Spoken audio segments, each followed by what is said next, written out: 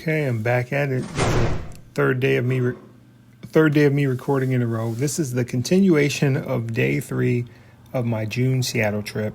We're going to go to the International District.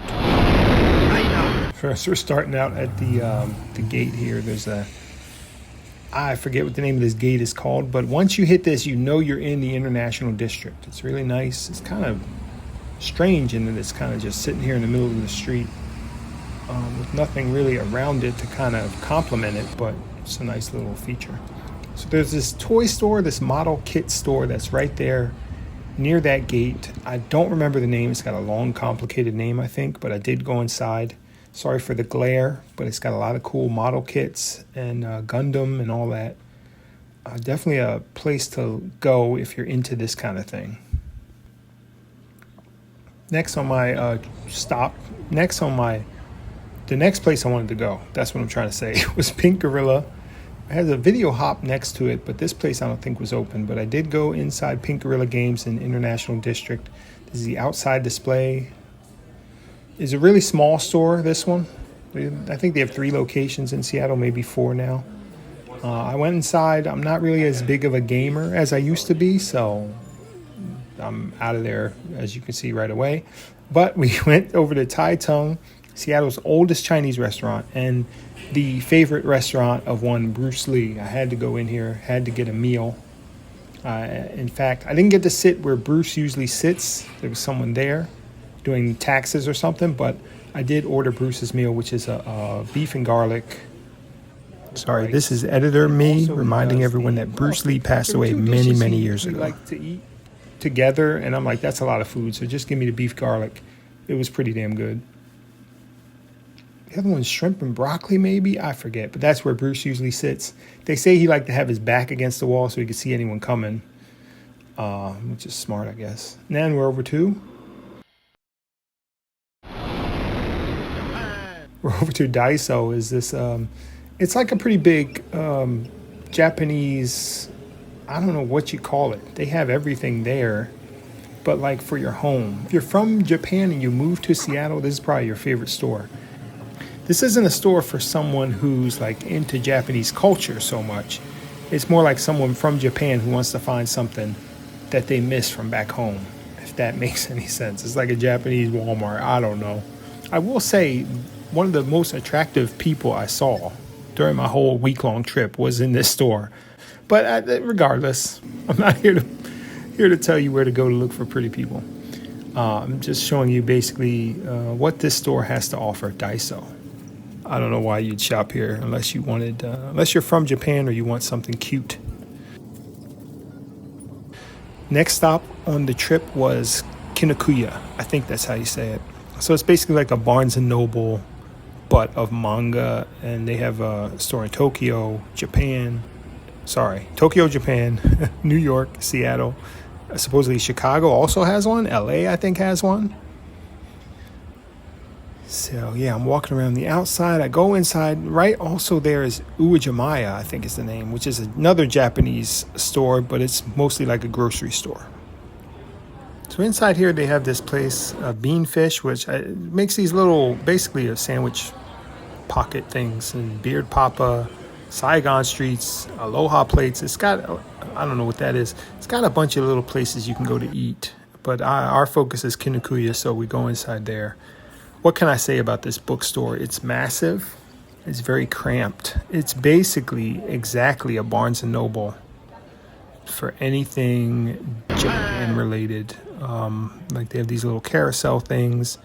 I'm sure you've seen these, the books with the little villages inside of them, which it's really Barnes & Noble. I'm not as big into books and Japanese culture as I once was, so I'm kind of just going through here to give anyone who might be interested like a view of it. This place was so big and cramped. It wasn't upsetting me or giving me claustrophobia. It wasn't making me claustrophobic, but it was very busy. Not really with people, just with stuff for your eyeballs to look at. It's very exhausting, this store. But I mean, it's cool. Let me not talk too bad about it. They're gonna have anything you want. Stuff you didn't even know you wanted. It's here. I didn't pick up anything, but it was here if I needed it. Statues, manga, cards, pencils, what else? Kits, books. Of course, they have manga. I don't know. I guess it's a place for people to hang out and meet, but there's no like lounge. I was going to compare it. I've been to the one in New York, which is very cool. Look at this overlay here.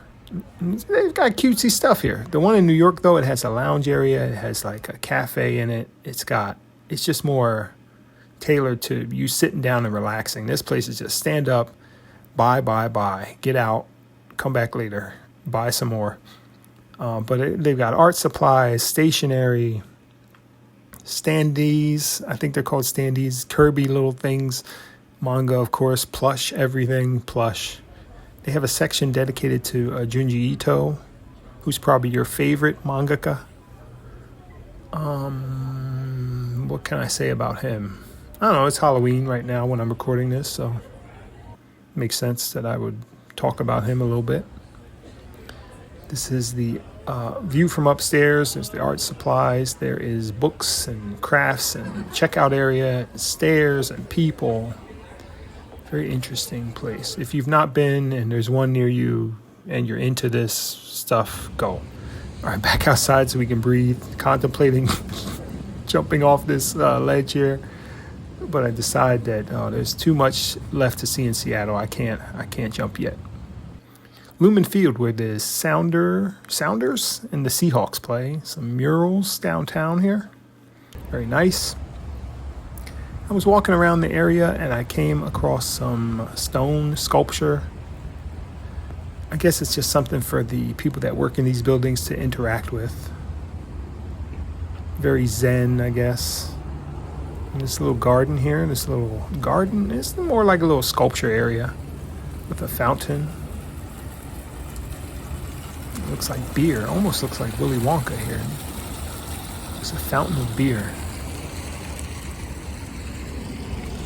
It was nice. Slightly rainy. I like this weather. And then, without warning, I'm back into look at these octopus legs. Gimme seaweed snacks. I don't know what any of this is, but I think I'm at Uwajimaya now, the grocery store that's right next to the bookstore there. It's nice that everything's kind of like right next to each other. It had a weird collection of Kit Kats, orange flavor, graham cracker, wheat cracker, I think. I don't know why you would want that. There's like a matcha flavor, peach, of course, makes sense, and then a milk tea flavor. I didn't get a Kit Kat, and I think that's regular, and like a mocha or something. But that milk tea would have been one to try. I thought this was Gamer Girl bath water. This is like, I don't know what this water is. Some Ryu and Ken Ocean Bomb. I don't know what that is either. Here I'm in the snack area. I thought I'd get something to try. I don't remember buying anything because I'm basically confused with everything I'm looking at here. I don't know if you got to cook this stuff, if it's sweet, or what the hell I'm looking at. Yeah, so your guess is as good as mine. Until I speak Japanese, this is just me showing you what's in this store. Shrimp flavored, I don't know what. And then, so this, okay, you put a character that I recognize, maybe there's a chance I buy it. So that's a smart tactic. Still don't know what the hell is in any of these packages. They're not overly expensive, so maybe I should have tried something, but I don't know. I don't know why I didn't. Bing Bing, what is that? I don't know. It's super cool. This is the thing I was closest to trying. And then they had these weird little Lego sets that you can eat. I don't know. They aren't Legos. I don't know what they were. And here I'm speeding this section up a little bit because it's just me in the candy aisle being very confused.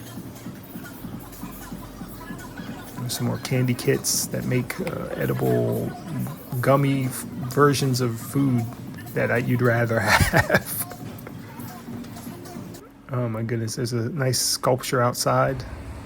And then towards the end of the day, I was getting hungry because keep in mind, I had already been out to the Seattle Center this day. So what an action-packed day. They had these donuts. It wasn't quite open, but I did hear about these little, I don't know what they are, meat and cheese, squid ink. I don't know about that one.